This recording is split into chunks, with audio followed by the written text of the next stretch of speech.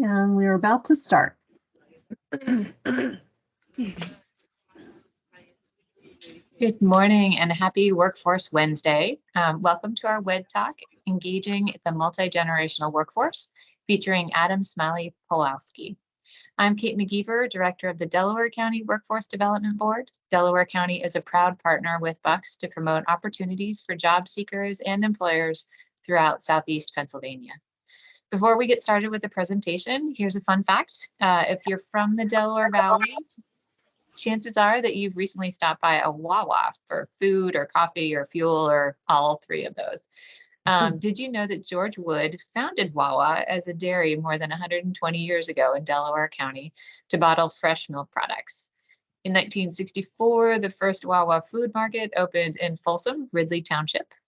Today, Wawa offers on-the-go convenience at more than 850 stores, with 600 of them having gas stations as well in Pennsylvania, New Jersey, Delaware, Maryland, Virginia, and Florida.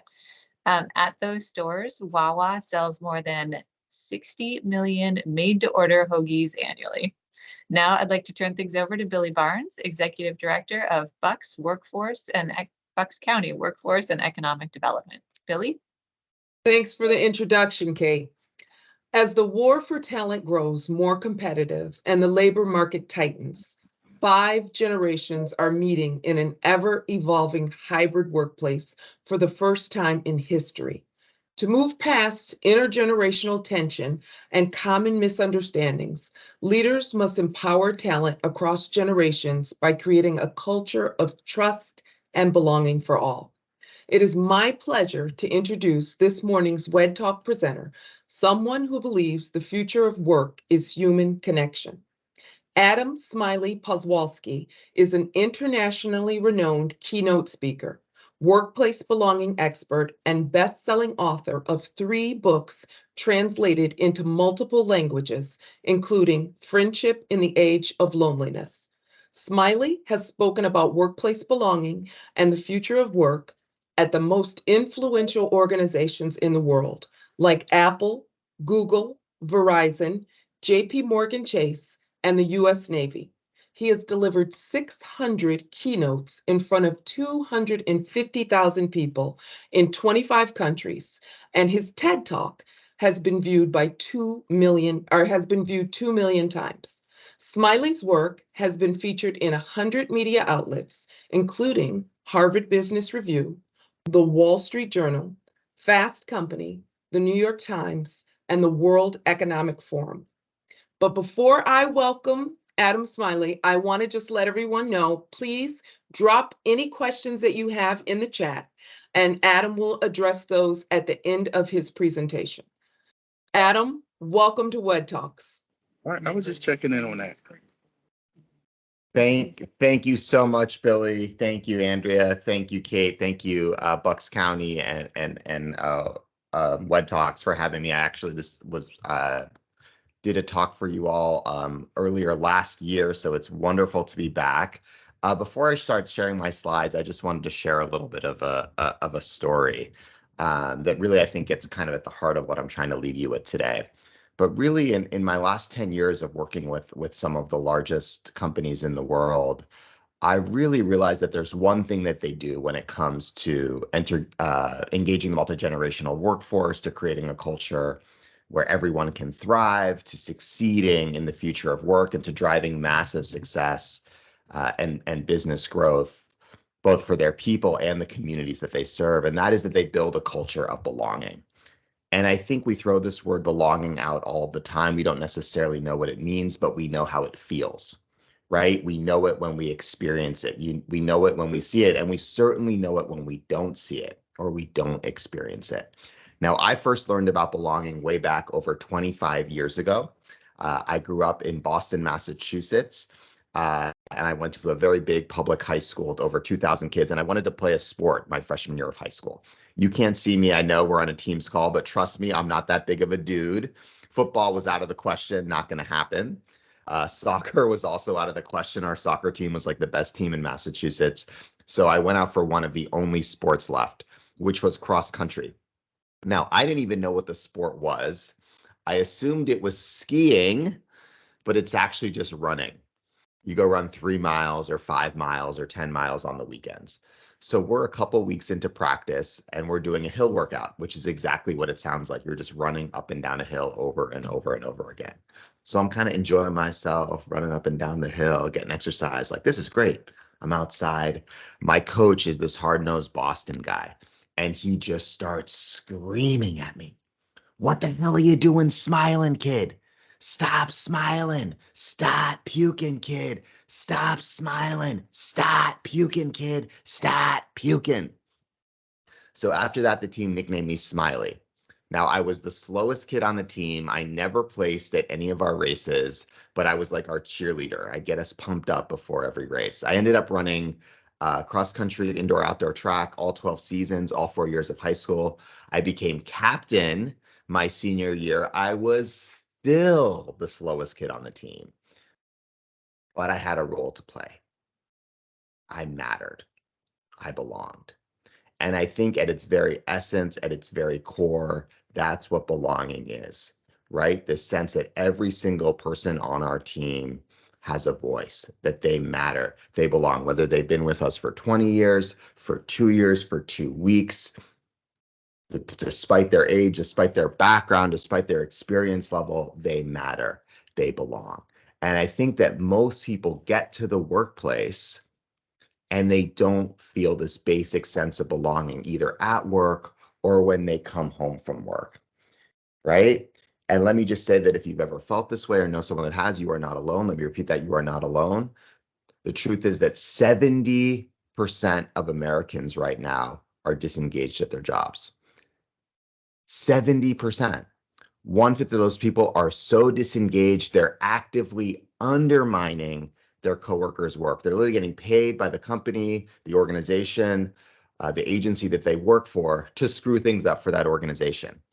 Now, I think that should be a concern to all of you in the room that are leaders and managers, because it means sometimes there's people on your team that shouldn't be there. But I really think it should be a concern to everyone, because it means that millions of people are waking up every day unhappy, unfulfilled, sometimes depressed, not showing up fully for themselves, for their colleagues, for the world at large. I'm going to start sharing my slides here. Just give me one sec. Now, this statistic around disengagement means a lot to me personally, because a few years ago, I was one of those 70%. I was living in Washington, D.C. at the time, working a job that on paper was pretty good. I had a decent job. I had a salary. I had healthcare. I had benefits. I had job security. I'd go to happy hour and tell everyone my job title. I'm like, that's so cool. Let me get your business card. And my boss was impressed, and my friends were impressed, and my parents were impressed. And everything was perfect about this job, except for one tiny but kind of important thing. I was miserable.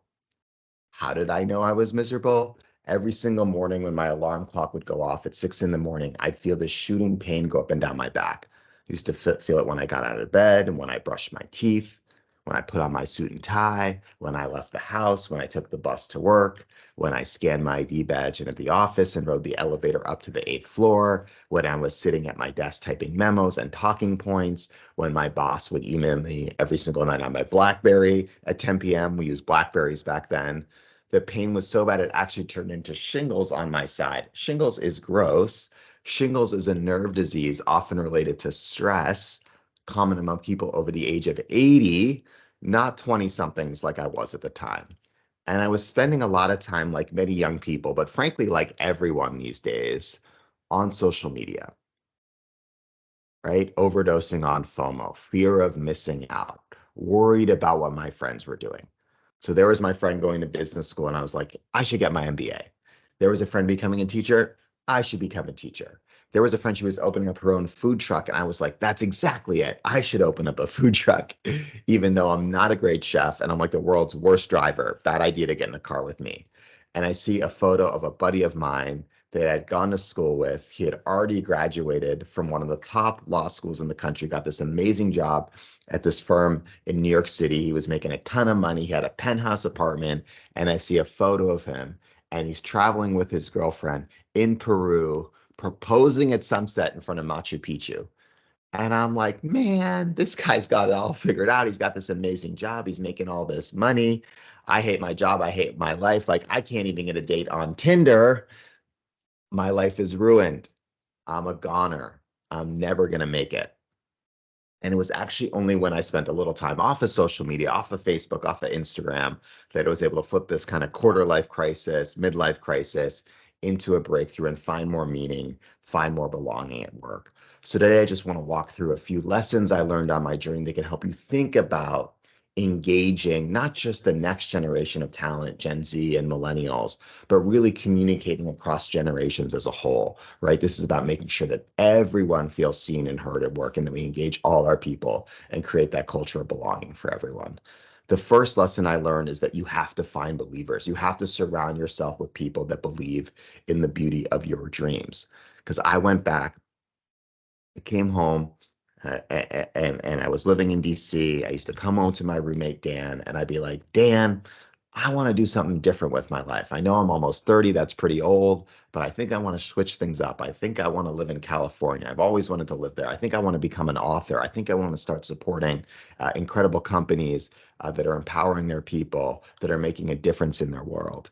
Dan would kind of roll his eyes, take a swig of beer, take another swig of beer, and he would say, Smiley, suck it up, man. Everyone hates their job. It's part of life. And I was like, suck it up. I was 30 at the time, which is old, but not like that old. I really want to spend the next 20, 30, 40 years of my life depressed. But the truth is, the majority of the world thinks like Dan, right? But then I went to this program called Starting Block. And at Starting Block, I met believers, the Starting Block Institute for Social Innovation. It brings together people that are interested in using business for good. This idea that, of course, businesses can and must make money. They must be a business. That's why they're businesses. They must make a profit, but they also must give back. They also must support their people. And at Starting Block, I met believers. I met people like Debbie Sterling. Debbie had started Goldie Blocks, which is a toy company that teaches young girls they can become engineers. When Debbie was one of the only female engineering students at Stanford University, she realized that all the toys out there that teach design skills and spatial recognition skills and building skills are actually built and designed for the way that young boys learn, right? If you think about it, Thomas the Tank Engine and Bob the Builder, and all the toys at the time for young girls were the pink aisle, were dolls, were Barbie dolls and dolls. And she's like, I'm going to create a toy that teaches young girls they can become engineers. I met people like Ted. Ted had started Money Think in Chicago, which is an organization that teaches financial literacy and entrepreneurship to youth. I met people like Tom. Tom had started Rising Tide Car Wash in Florida, which is a small business that employs people that have autism. So I met people like Debbie and Ted and Tom. They're like, wait a second, Smiley, wait a second. You want to move across the country? You want to start writing books? You want to start supporting incredible businesses? Like, you have to do that. If you don't do that, who the hell is going to do that? A crazy thing happens when you find believers. You also find accountability. The next lesson I learned is that you have to stop comparing yourself to others and start caring for others. Stop comparing yourself to others and start caring for others. Because I went back and I interviewed my friend, the baller corporate lawyer. I was like, man, you got it all figured out. You're doing all this amazing work. You got this job at this amazing corporate law firm in New York City. You got the penthouse apartment. You're married. Like, what's your secret, bro? What am I doing wrong? And you know what he told me? After 3 years of law school, landing a job at one of the top firms in the world, he was miserable in his job. He was going to go back to graduate school at the age of 30 to become a high school social studies teacher, a history teacher, which is really sweet. But what's the lesson there? The grass is always greener. We think everyone has it figured out because the highlight reels of our friends on LinkedIn, on TikTok, on Instagram, everything looks so perfect. Everyone's figuring it out. Everyone's a little bit lost. Everyone's looking for more meaning and belonging in their lives. Stop comparing yourself to others. Start caring for others. And I came across this really amazing book called Man's Search for Meaning by Viktor Frankl. If you read this book, just let us know in the chat. It's a really amazing book. Who is Viktor Frankl? He was a psychiatrist who survived the Holocaust. He survived living in a Nazi concentration camp during pretty much everyone around him was being killed. including his own friends, including his own family, including his own mother, including his own wife. And he was talking to people about what allowed them to go on in the face of near certain death. If you weren't going to die next week, you would die 2 weeks in a month, like you were going to die. And he writes in this book that being human always points and is directed to something or someone other than oneself, be it a meaning to fulfill or another human being to encounter. The more one forgets themselves by giving themselves to a cause to serve or another person to love, the more human they are. So that meaning and belonging come not from what we've been taught by society, accumulating wealth and status and success, but from giving it away, from love, from service, from compassion. And this doesn't mean that we're all going to quit our jobs and work for a nonprofit or a charity or church. That's not what I'm saying. But I am saying it means we have to approach how we show up, how we lead our teams from a place of love, of service, of compassion, of allowing our people to show up and share their gifts with each other every single day. So I think what this looks like is helping people find not perfection. There's no perfection at work. That's why they call it work. That's why it's a job. But helping people find a little bit more alignment, personal alignment in their role, getting a little bit closer to what that looks like for them, aligning their unique gifts with the impact they're trying to have, surrounding themselves with a community that lights them up inside, at work, and outside of work, and allows them to care for others. And if we were all to fill out this diagram right now, we'd have 50, 100 completely different definitions of alignment because we're all very unique individuals. So I'm curious for a moment while I'm speaking here, if folks could just put in the chat, I'm curious, knowing what you know now, what career advice would you give your 20-something self? So just throw in the chat. I'm curious to see a couple ideas there. And I'll never forget this. As you're writing, I'm going to tell this little story. But I was once talking to this senior partner at a law firm. She was one of the most senior people there, incredibly successful. And she was complaining about millennials and young people, saying like, oh, these young people, these 20-somethings, these 30-somethings, they don't really want to work.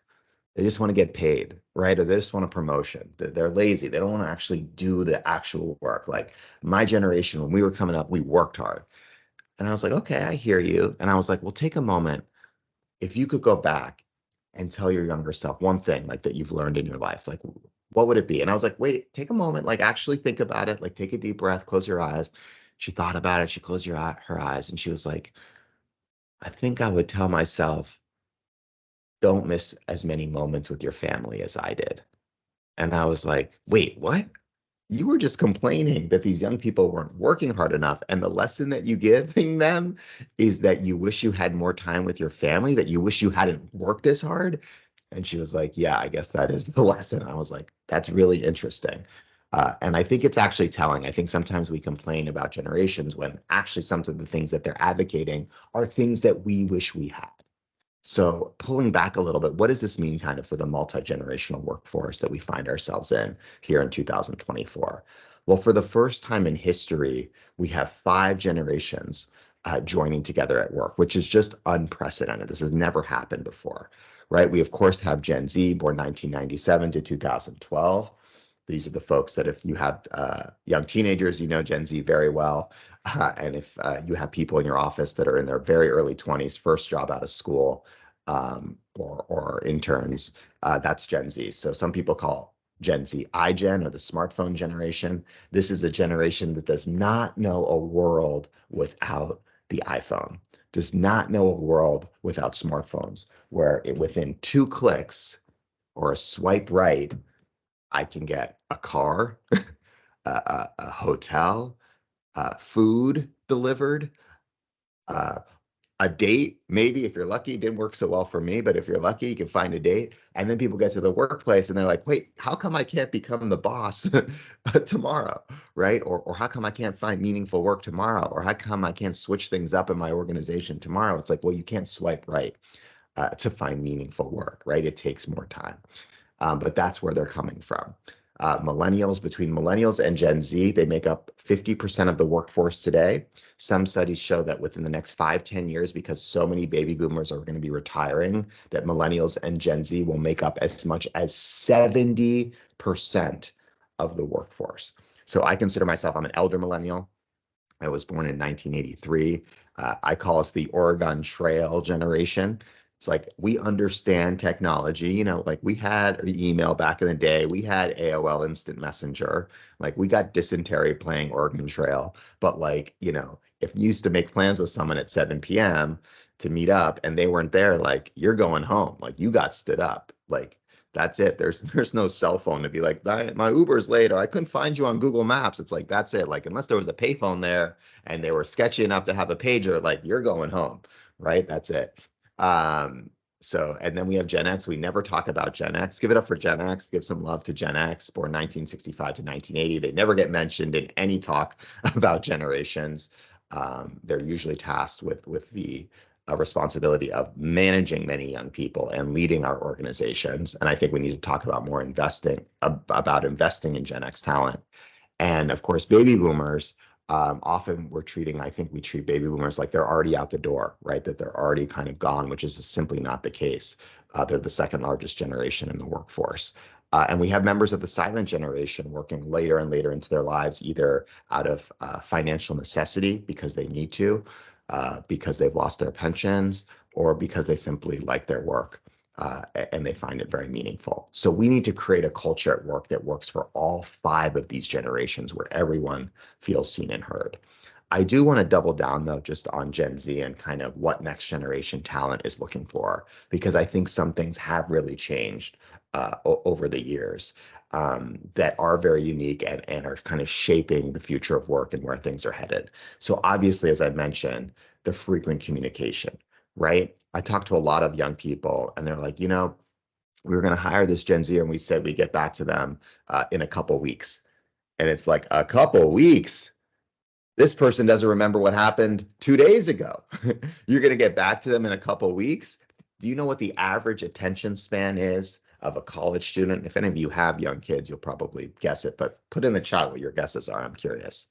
I'll give you a second. The average attention span of a college student right now is 19 seconds. 19 seconds. Young people spend 3 hours a day on TikTok, 19-second attention span. There might be a correlation there, I'm not sure, right? But obviously, if we're talking to these people, it has to be quick, it has to be timely, right? Obviously, we're not going to hire someone in an hour, but we have to be able to get back to them quickly. We have to be able to use video. We have to be able to actually interact with them on a much faster basis. If they just fill out an automated form that says, we'll get back to you in a month, they're going to be on to something else, right? They're going to be on to a competitor or another place. Flexibility. So I think often what people think this means when it comes to young people is just kind of hybrid work or the ability to work from home. That's part of it, but I think it's actually what people are asking for is the ability to have more autonomy in terms of their career, in terms of how they work, in terms of what projects they're working on, in terms of, yes, sometimes this manifests as, I think I should be the vice president, or I deserve a raise. It's like, you've been here for 3 days, like you're not getting a raise.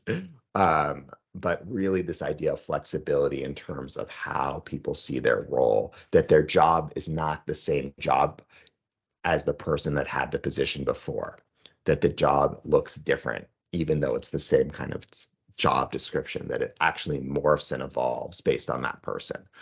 A true commitment to diversity, equity, inclusion initiatives and DEI. So I know that there's a lot happening right now around DEI, but I think it's important to note that the demographic shifts, right? Gen Z is the most diverse generation in history.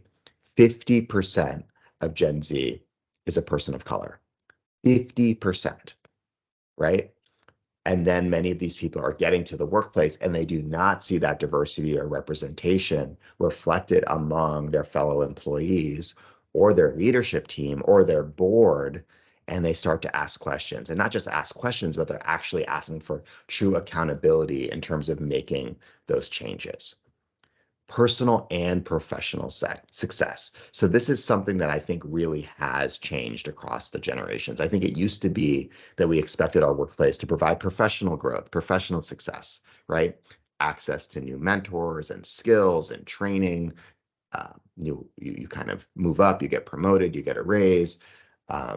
But now actually young people are really asking for the personal success as well. This idea that the world is really intimidating, it's scary. They're looking to be able to thrive at work, to have a mentor at work that's guiding them in their life beyond work, right? Recommending a podcast or a book or someone to talk to, or, hey, when I was your age, this is what I was thinking about, or you should talk to this person. And a culture built on mental health and wellness. This is something that never used to get talked about at work. It used to be like, oh, mental health, like go see a therapist at 8 p.m. if you can get that appointment, or on the weekend if you're lucky, right? 66% of Gen Z want a culture that's based in mental health, according to LinkedIn. So it's not just the work-life balance anymore, work-life integration. It's actually that life comes before work, right? That there's actually like a life work separation, which I actually think is actually healthy, right? This idea that we should prioritize things beyond just our work. According to Ernst & Young, 50% of Gen Z report excessive anxiety or worry, and that the social self has been impaired. The social self is one's ability to relate to others, to have social relationships with others, has been impaired in half of young adults globally. And this was a study that's looking at 50,000 young people in 34 countries. So we have to understand this is how people are showing up at work. So I think there's kind of 4 key realities shaping this next gen talent, but frankly, everyone in the workforce today.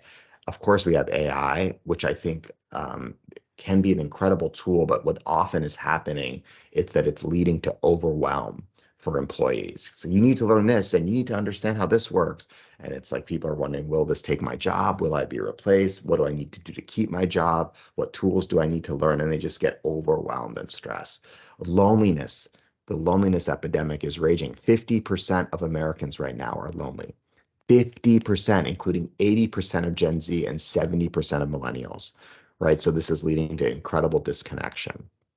The mental health crisis, right? Skyrocketing rates of anxiety and stress and burnout. The majority of young people are burned out. The majority of employees are burned out. So really talking about mental health at work and creating that culture of psychological safety. And of course, economic uncertainty, right? Many people have gone through layoffs in the past year or two. We have an aging workforce. We have a shrinking workforce. People are kind of worried, will we find someone for this job? Will we find someone that actually has the skills for this job? So all of these issues are kind of combining to shape the future of work, but they also become opportunities. So instead of focusing on the AI overwhelm, we can prioritize human connection as we learn these tools, as we understand them, not putting them first, putting our people first, instead of just focusing on growth, bottom line, focusing on belonging and care, instead of being obsessed with productivity and obsessed with the numbers and obsessed with tracking, are people working when they're working from home? All of the research shows that if you actually are tracking people, are they working? That creates less trust on your team. That creates less productivity on the team.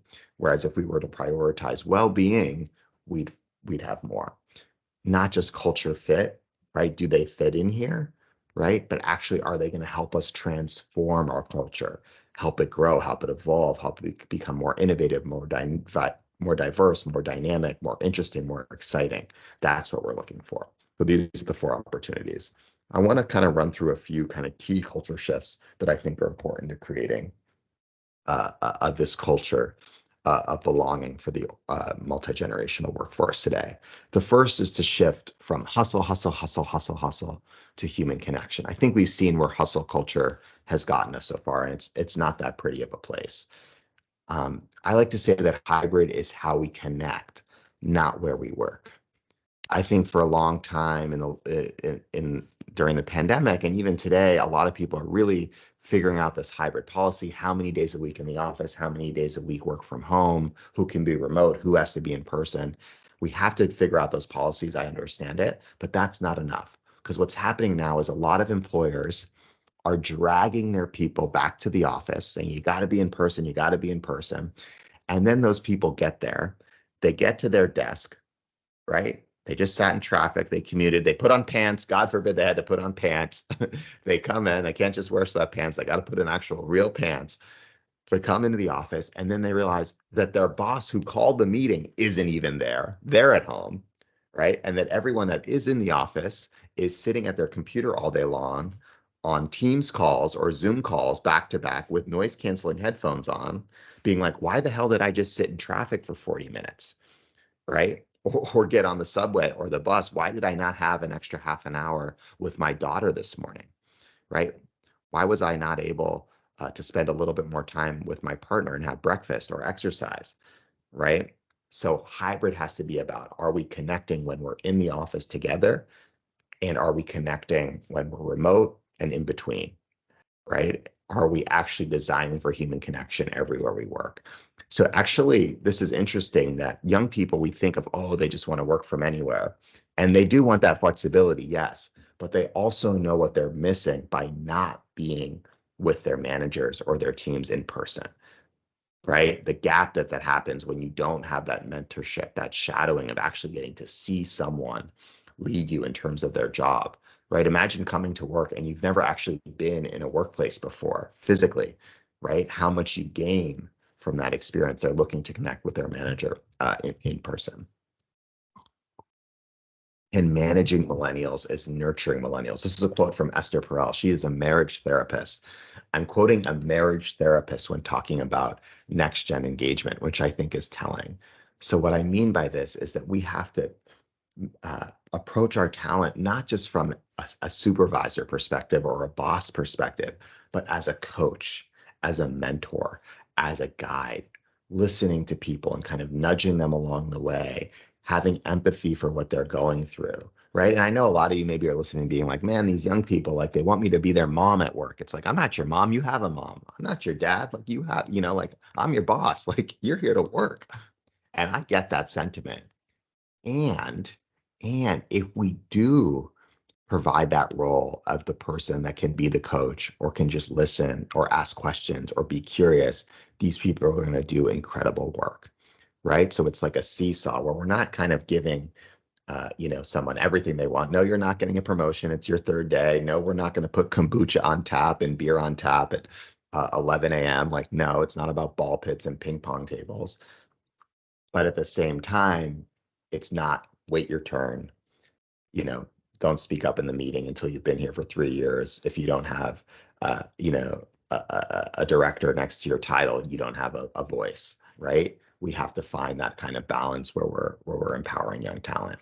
So right now, the average employee is switching between applications 1,100 times a day, sending 100 business emails per day, checking their inbox hundreds of times a day, checking email or Slack every 6 minutes. I'm not sure how it's possible to get any actual real work done when this is the case, but more importantly, I'm not sure it's possible to have time to actually connect. So this is what we're up against. I want to just offer some practical tips here in the human connection category, but really making onboardings and trainings all about community building, right? So not just are we delivering the content, right? We have to deliver the content, right? But when we actually do bring people together for that training, for that offsite, for that leadership retreat, let's make it more about the community building and less about the content delivery. We can always send out that PDF, we can send out the PowerPoint, right? We can send out the strategy document, but we can't replicate that time we have together. That is so valuable. And I remember my friend Joanna Miller, she was running learning and development for a large company during the pandemic who onboarded so many people virtually. And she said that the most important thing that they got out of onboarding was, did they make a new friend during the process? Were they able to turn to someone during training and be like, I don't really understand what's happening here. Me neither. Let's be friends. Or I don't think what he's talking about is right. Me neither. Let's be friends. Right? So it was about community building. It was about making a new friend at work. Employees who have a best friend at work are 7 times more engaged with their job. So another practical tip, more one-on-ones. obviously, more office hours, curious conversations, not even just we don't necessarily have to have an agenda for these conversations, but as leaders and managers, we let people know that our door is open at a specific time, that they can reach us to talk about anything that's on their mind. Scheduling breaks and time for renewal, and really people being able to leave work at work and have that work-life separation. Employees who take a break every 90 minutes report a higher level of focus, creative well-being, and they're just more productive. So simply walking outside, right, or leaving your your computer at home, or leaving your desk at the office, having a cup of coffee, sitting there, calling your mom, talking to somebody else, whatever it is, taking those breaks is incredibly critical. Not always talking about work, right? So creating that time at the beginning of a meeting, even if it's 5 minutes, for people to connect personally, to connect about what's on their mind, to connect about something that's happening with their family, if they want to. And if somebody doesn't want to share, cool, they can just say pass, right? They don't have to. People only want to talk about work. They can only talk about work, but they don't get to create a culture where other people don't get to share, right? That's really critical. And sometimes the way we build these deeper connections is when we're not always talking about work. Learning how your team does their best work, right? Almost asking what they need to thrive, figuring out whether they're doing their most creative work in the morning, in the afternoons, if they have a specific conflict at 2 p.m. if they need to pick up their daughter. Because they don't have childcare, then whatever that is, whatever that looks like. And it's not like we have to accommodate every single person's every single need, but we're having that conversation. We're asking them so that they can, we know what they need to show up.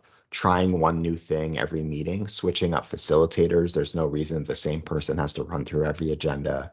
Trying a different activity, switching up how we do our meetings, I think goes a long way to making them a little bit more interesting.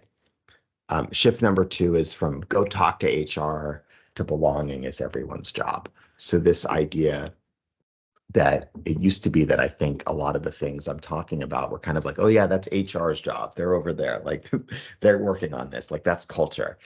Not anymore. Belonging is everyone's job, right? Whether they're the president, the director, the CEO, or someone who just started. Belonging is all of our roles. Creating a culture of belonging for ourselves and the people around us is everyone's role. And really, I think how we do this is creating psychological safety, which is helping people feel safe to take risks and be vulnerable in front of each other. It's allowing people to be themselves, to not know the answer. Amy Edmondson, who's done some of the leading research on team psychological safety at work, she calls it a shared team belief that it's safe for interpersonal risk-taking, where you see your boss making mistakes or acknowledging that they failed or not knowing the answer. Someone's like, I don't know, what do you think? Or tell me more. Or we got that wrong. We really messed that up. We can do better. Let's do better together. Right? We framework, it's all about learning. We acknowledge when we fail. We model curiosity and ask lots of questions. That gives other people the permission to make a mistake as well. So I had the opportunity to talk to one of your colleagues from Bucks County, Kristen Garcia. I don't know if she's on the call right now. I hope she is. She's the director of HR, director of human resources at Peddlers Village. She's been the director of HR there for 7 years, and she's spent 27 years in HR. So she is a true expert when it comes to all things culture, all things people. And she shared some really interesting and awesome tips that I just wanted to kind of highlight for all of you.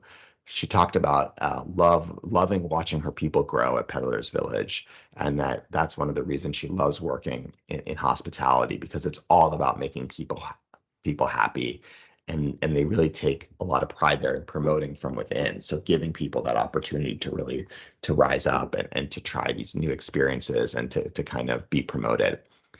Reaching younger employees where they are. So their average age at Peddlers is actually pretty young, 35. And they have a lot of entry-level positions there. So they're really finding new mediums and tools for recruitment. So that could be social media, and they're using videos to promote job openings. communicating via text, kind of changing the way they communicate to meet young people, being more flexible. This is something that has shifted. It used to be like for many of those jobs, you have to work on the holidays. That's just when they're the busiest. Obviously, that's a prerequisite, but they're not requiring that anymore, right? Understanding that that could be a deal breaker for some people, being more understanding about the work-life balance and people shifting priorities around life and work. Obviously, most of their roles are in person, but they're still able to do work from home for some positions, right? So whenever that works and makes sense, like for example, some marketing and finance roles, they are able to make those more work from home. So not kind of having a blanket policy, but being more accommodating. And they're also setting clear expectations at work. For example, having people wear uniforms because they're having issues with people with people wearing kind of inappropriate things at work. And so you have to be able to set that balance between flexibility and expectations. Being really open to feedback, having one-on-one meetings with individuals and teams to get feedback, implementing changes. So not just having the survey, right? We often have the survey, we did a survey, but actually implementing what people said on the survey, especially the things that were really critical or the things that people were asking for us to do better. Daily stand-ups and weekly op meetings. That the COO is very open to ideas and suggestions, and that the industry is actually changing for the better. Some of the major shifts that have happened through the pandemic and through this new generation, pay raises, more flexibility, making employees happy. So kind of being on board with those changes and where things are headed. So thank you, Kristen, for sharing. Shift number 3 is from exponential growth to a care mindset, right? We talk a lot about a growth mindset and being open to change and really driving that growth. But I think we also, especially today, with all the things happening, need to talk about building a care mindset. What is it like to build a mindset of care? So a couple more practical tips here. Thrive interviews. This is where we're actually asking people what would make them thrive at work, and having those conversations and asking them what they're struggling with and what they need in terms of our support. Intergenerational co-leadership. This is where we kind of pair early talent with people that have a lot more experience to co-lead projects. So you might pair that Gen Zer, that 25-year-old, or that 28-year-old, 32-year-old, who's got a lot of great ideas and is really hungry. Pair that person with someone that has 15, 20, 25 years more experience, because then what's going to happen is that young person's maybe going to say like, wait a second, like, I don't really know that much. I've got a lot to learn here. It's like, yeah, you do have a lot to learn. You're 24 years old. And then you're going to get the person that has a lot more experience to kind of say, wait a second, these young people have all these really interesting ideas. They're coming to this from a completely different perspective. They represent the future of our employees, that represent the future of our clients and our customers. Like, I better understand where their head is and where they're coming from. So you're going to get that kind of symbiotic relationship. Small win parties. So we're really celebrating things that happen along the way. There's a lot of research that shows that it's really important to celebrate not just the big achievements, but little achievements along the way. Sharing mistakes, so that people are encouraged to really share mistakes and to share their doubts. That creates that culture of psychological safety. And I want to end here before we have a minute or two for some questions, just with a story that kind of gets at the heart of what I'm trying to leave you with today. But I made this big move. As I was mentioning, I left Washington, D.C. I moved across the country to San Francisco with the hopes, the dreams of becoming an author. Now, it turns out that writing a book is really hard. It takes a long time. And San Francisco is like the most expensive city in the world. Like, you know, maybe I made a huge mistake. Like, I probably shouldn't have left my old job. Like, what was I doing? That was a pretty wild idea. So one night I'm biking home, kind of minding my own business, on my way to get some tacos. And I'm just biking home, minding my own business, having it, you know, on my way to get dinner. And all of a sudden, this guy bikes alongside me. And he's like, my name's Bernat. I'm from Spain. And I was like, I don't know who the hell this person is. And I tried to bike away. He keeps biking alongside me. He's like, my name's Bernat. I'm from Spain. I'm a designer. I was like, leave me alone. Who is this? Who is this person? Like, you got to be careful talking on the street to random people. Trust me. He's like, my name's Bernat. I'm from Spain. I'm a designer. I live in Barcelona. I'm looking for a design job here in the Bay Area. There's no jobs in Spain right now. There's so much unemployment. And I was like, whoa, that's interesting. Like Barcelona, that's a beautiful city. I got to visit there once. I knew someone that was there. Like that place is beautiful. It's like one of the most beautiful cities in the world. And he's like, yeah, it's a beautiful city. And he's like, well, what are you up to these days? You know, how do you spend your time? And I told him I was writing a book about people trying to find more meaning and more connection and more belonging in their lives. They're lost. I'm trying to help them a little bit. And he's like, oh, do you have a cover designer yet? And I was like, no. And he's like, well, go home, check out my website. Maybe we can work together. So I go home, I check out this guy Bernat's website. I was like, wow, this guy's pretty good. Like he had like samples of his work, his whole portfolio. I was like, this guy's a pretty good designer. So I post on Facebook later that night, like, wow, I just met this crazy guy Bernat. He hails from Spain, from Barcelona. He's looking for a design job here in the Bay Area. If you know of anything, let him know. A few minutes later, my buddy Yi comments on the Facebook thread, said, oh, Bernat should talk to my friend. They're doing this tiny mobile startup in Palo Alto, California. There's like 5 of them. They don't really have a lead designer yet. Maybe they can work together. A couple weeks later, Bernat meets with the team. He gets hired to be the lead designer for this tiny mobile startup in Palo Alto. He gets a work visa to stay in the United States, which is a very big deal for him because there was so much unemployment in Spain where he was from. He sends me a quick thank you note, but like a couple years go by, I don't hear from the guy. 2.5 years later, I get a text message from Bernat out of the blue. Smiley, I'm taking you out to dinner anywhere you want to go. I was like, sweet, I'd love to get taken out to dinner. I'm writing this book. I'm broke, free food. Like, let's go. So we go out to dinner, get this nice meal, get a bottle of wine. And I'm like, what's going on, man? Why are you taking me out to dinner? Turns out that the mobile startup he had been working for had just been acquired by Yahoo for $80 million. He's the 5th employee at the company. He was paid like almost entirely in equity. He definitely could afford to take me out to dinner. And he says to me, Smiley, thank you. This wouldn't have happened if not for you.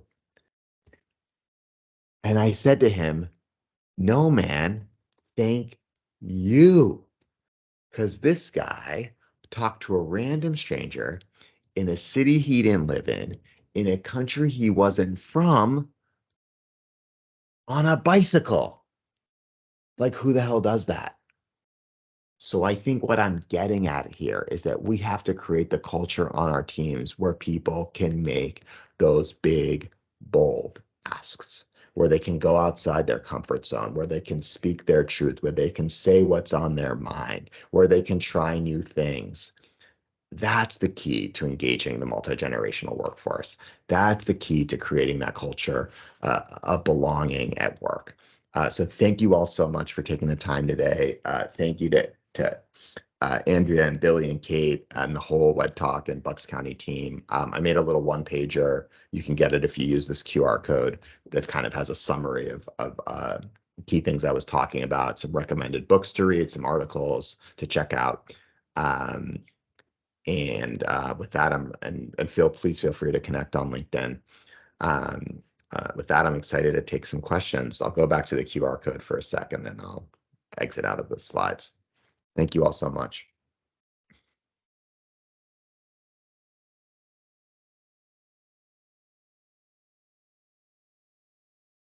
See if we have any questions. And if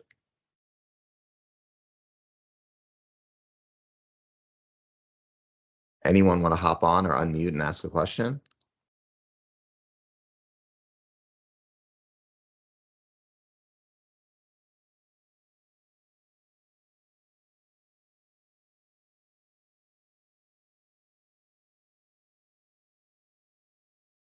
Hi, Smiley. This is Andrea. I actually do have a question. Oh, please. I was looking at your breakdown of the chart that you have with the different generations, and just in keeping up with different articles that are out there, it just seems to me like Gen X is often left out of the conversation when we're talking about generations and how to, bring people together. So I'm just curious, in your experience and the different research that you've done, why is that? And maybe is it attributed to just being linked in, like splitting the generation between boomers and with millennials?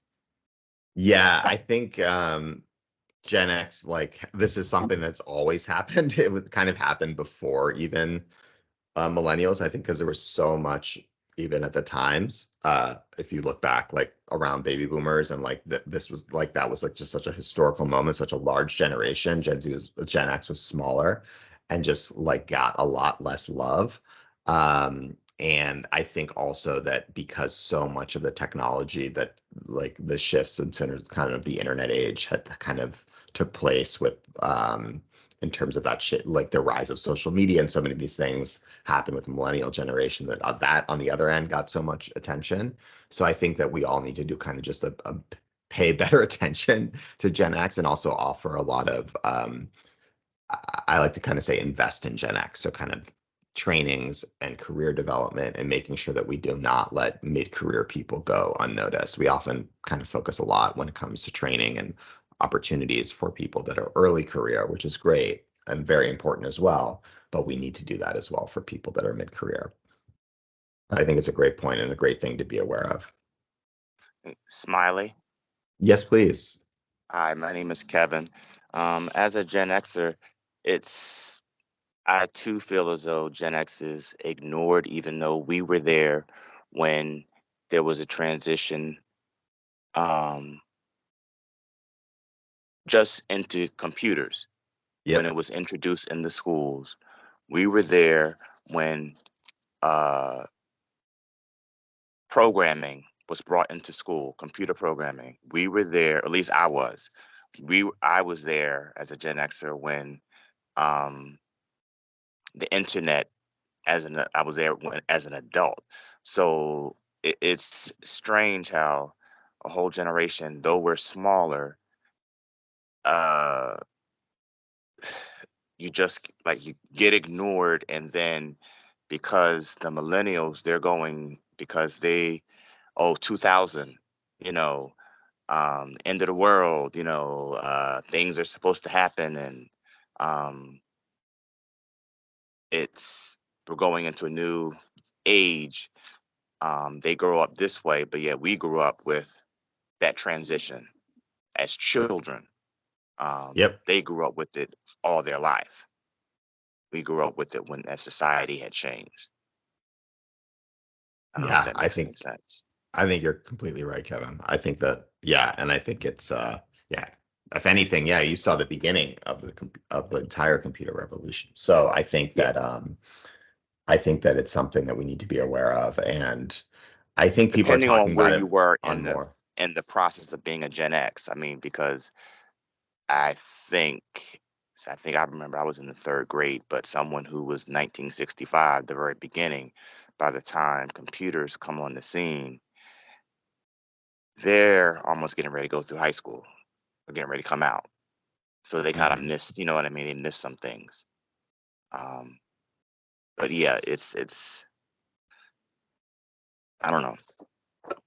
Um, but yet we're that generation where we're becoming the older adults. Um, yeah, it's Yeah. and you did say that the millennials are what age group are they right about now? Are they in their early 40s, late 30s, Millennials, the oldest ones are starting to get into their 40s, but most of them are in their 30s right now. late 30s or early?